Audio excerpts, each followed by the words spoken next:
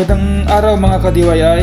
Ang ating project ngayon ay isang computer chair na ang gas lift cylinder ay sira. Tara, samahan niyo ako. Gawin natin ito.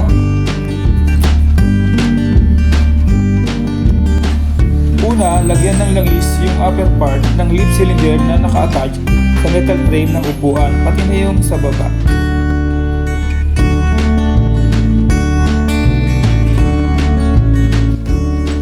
Pangalawa, gumamit ng yabi tubo. Pihitin yung cylinder pa counterclockwise palabas. Medyo matigas yan dahil nag-stack up na.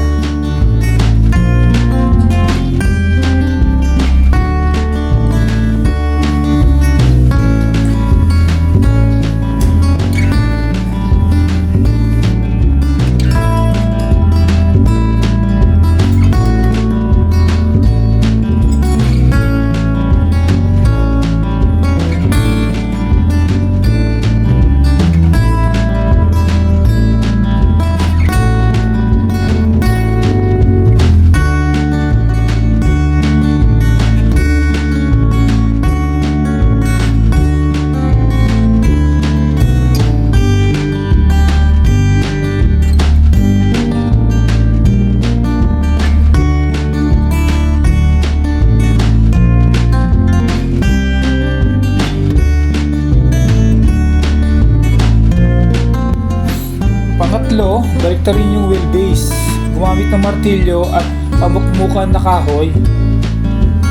Pukpukin yung cylinder pababa.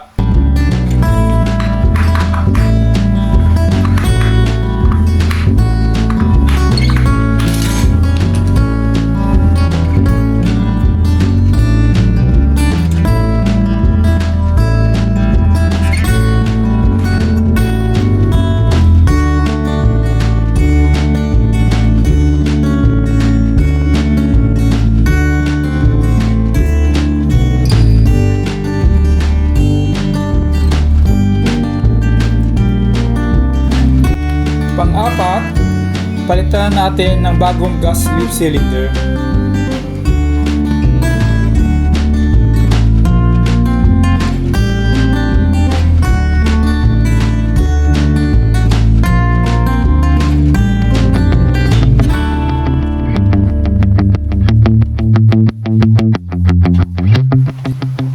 Ganyan lang kadali magpalit ng sirang gas lift cylinder.